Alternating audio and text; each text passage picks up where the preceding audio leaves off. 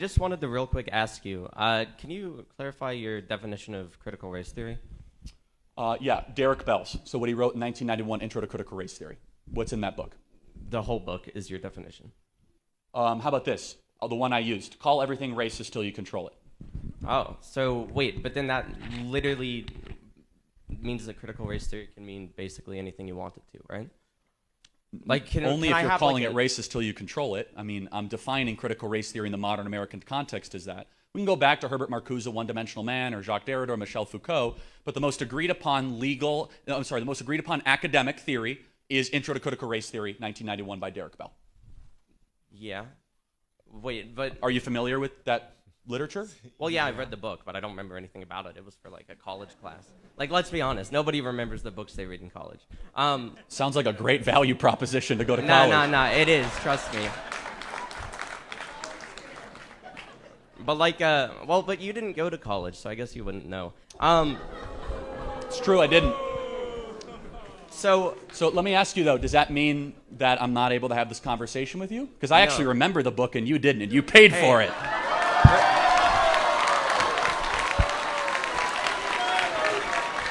Hey, that was a good burn. You try to slight him for not going to college, and now look at you. Now look at you. You thought you was being smart, didn't you? Ah, see that? You see that?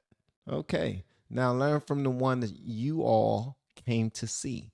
Everyone inside of that auditorium came to see him, but he did not pay to go to college.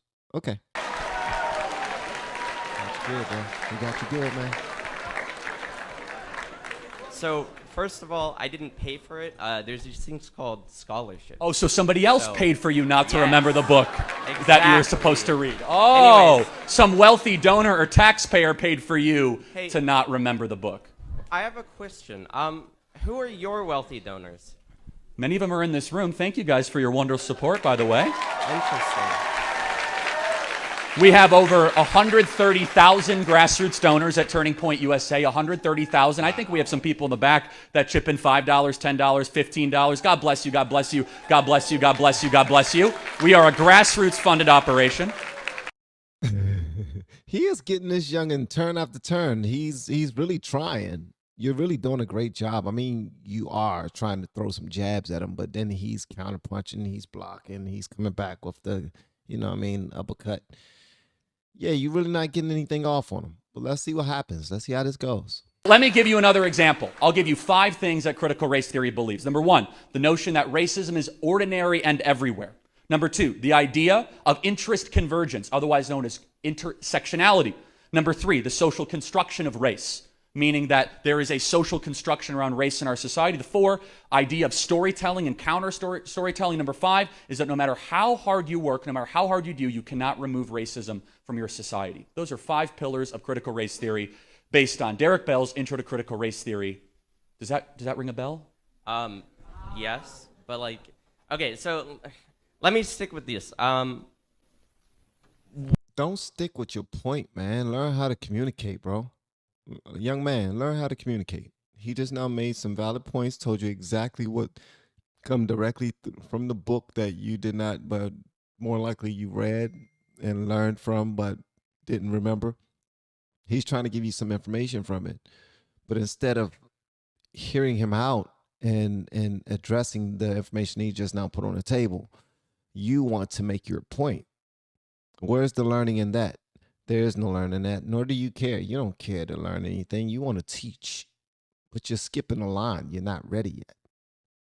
You're not ready yet. First of all, you have more learning to do. You're going to get that learning through your living, all right?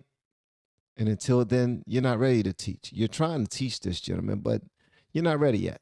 What was the third point? My mind is dying. The social construction of race? The social construction of race. Do you not think that race is at least partially socially constructed? Depends how you define it. So, what defines where one race ends and where one race begins? Depends who you're asking. I think race is completely and totally irrelevant. Do you think race is relevant? No. Okay, then why are we talking about race all the time, and why are we talking about critical race theory? Well, you brought it up at first when you were doing your speech. Right, remember I said it was a lie from the pit of hell that we should repudiate and stop talking about all the time? But yet you want to continue to push the envelope. You're like, but it has to be important in some way because they're raising hell about it. So I gotta find out why it's so important.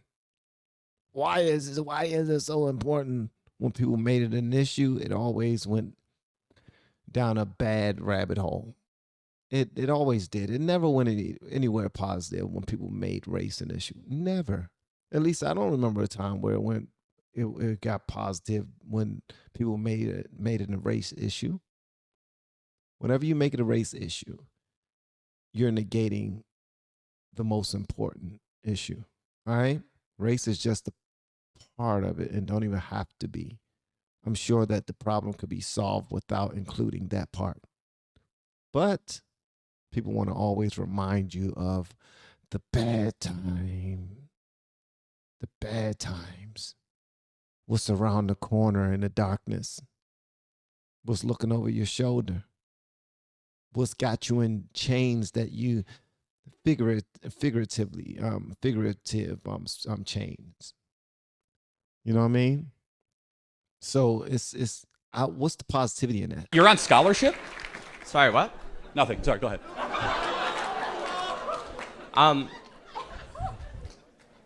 So to answer your question, I don't think that race means anything, and I guess you don't either, right? Yeah. Right. So then why do you keep bringing up race whenever you're on or speaking on a stage? I am not speaking on a stage bringing up critical race theory. You are. No. So. I'm bringing up how critical race theory destroys society and how we shouldn't talk about race all the time. Okay. But you're bringing up race. No. Critical race theory, not race. Okay, so what's the second word in that? Yeah, it's race, but it's a theory of how to view race, of which is a mind virus pathogen destroying America, of which I said again, just to reemphasize for those in the back, we could replay the tape, we'd throw the red flag, we'll watch it over again. I said that what? Race means nothing. I care about your actions, your character, and most importantly, your soul. Thank you for being here tonight. Thank you. A lot of times people can learn a lot more if they went into conversations for good reasons. If you're going into conversations just to attempt to prove someone wrong, oh, he's talking about this. I'm going to get him. I think I'm smarter than him. Watch this. Oh, you're not going to go up there. Watch this. And you go up there. You don't take it serious. There are other people in line behind you that will love to get on the microphone and actually make a valid point, or at least attempt to, or ask a question that they want the answer to. But you decide to waste his time and everyone else's by BSing. Now I said it in my other video. Now Kamala Harris said that Gen Z are stupid. I don't agree with her. I believe that Gen Z are extremely intelligent. Y'all are misled. Y'all are goofy. Y'all are immature like crap, and extremely selfish in my opinion. Intelligent, definitely, extremely intelligent. But all the other things is subjective, but I believe that. But sometimes, man, just by simply having a conversation, a real conversation, we can fix some things, and a lot of things can be straight. But if Charlie Kirk is there, he's speaking to a whole gang of college students, and he's talking about what's being taught as in the curriculum of many schools now. And he is there to point out some things that need to be changed and fixed. And he mentions one of those things that need to stop being taught. Don't try to use that as a, ooh, I got you. You said it. Okay. All right. Someone sent their weirdest one up there. But y'all let me know whatever y'all want me to know in the comments below. And if you have yet to hit that subscribe button, please make sure you do so on your way out the door. Once again, guys, I am Van, and now we are all the LFR family, and I look forward to seeing you on the next video, hopefully inside the Patreon as well. Y'all have been amazing per usual. Love y'all. Forward this to someone. Share it with one person that you care for. Just one person. All right. See you next time. Peace.